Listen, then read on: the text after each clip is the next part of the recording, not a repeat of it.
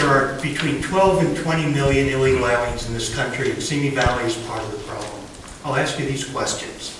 How many businesses have lost contracts with the city because they've hired illegal aliens? None. How many businesses have lost their business licenses? None. How many illegal aliens have been reported to ICE? Very few, if any. And by the way, just go behind Wells Fargo, off of LA Avenue, about 3 to 4 o'clock, and you can have a couple dozen illegal aliens like that, if you wanted to, if you really wanted to do what the city is supposed to do. Lastly, how many illegal aliens have had their cars impounded, which is the law in the state of California? None. This city is protecting the illegal aliens, and by the way, I am proud of Mr. Soika. You're all well-intentioned. He is the most honest member of this council. He's made it clear to us, honestly, that he believes money is more important than the law, and that illegal aliens are more important than honest citizens. And I'm proud of him for standing up for what he believes in. Safety is a problem. 1/3 of our prisons have illegal aliens. 1/3 of our prison population are illegal aliens. Healthcare, 90% of all the children born in LA County hospitals are born of illegal aliens.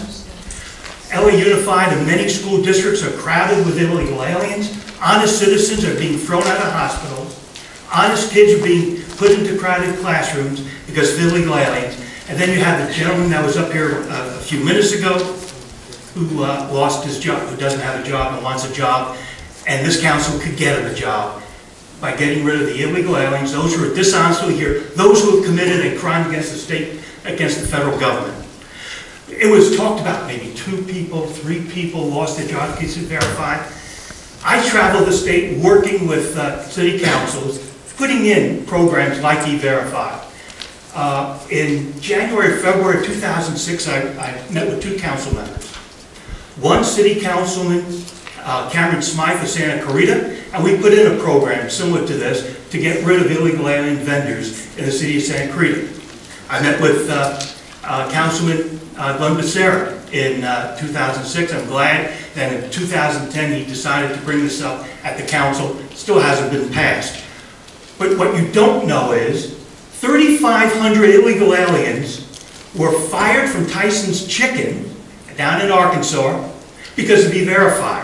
Over 300 illegal aliens were fired from a meatpacking plant in Iowa. Just 2 examples.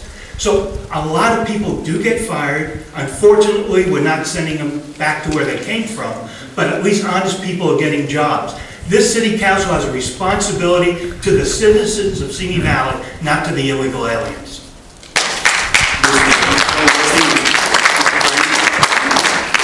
The people that you said were behind, where did you say, Wells Fargo? I told you that in 2006. They're still there. Well, I don't remember us ever having a conversation about E-Verify. Oh, and by the way, Jerry Hollowell, the question I had for you, your brother-in-law, was, how do you know those people back there are illegal aliens? None of them speak English. They come in on bicycles. They're picked up by cars. And quite frankly, if you can't see what an illegal alien is, I understand that. You want to be prim and proper by the law. The rest of society can see it. And maybe if the police are allowed Mr. Frank, so my question was, you determined that they were illegal because they don't speak English, which you went up and talked to them, and because their color of their skin? I didn't say that. That is a racist statement. I'm just asking that is a racist statement. I never said the color of their skin. I'm asking the question. You're asking a racist question. I'm asking a question. I don't answer racist questions. Gentlemen, let's knock it off. This is out of the way. Well, Mr. Holloway that you brought up, yeah, I'm not going to ask him any more questions. He can sit down. Please cool it. The question, Mr. Holloway is my brother-in-law. And he's the mayor of Rancho Santa Margarita. You can sit down. Out of order. Both of you.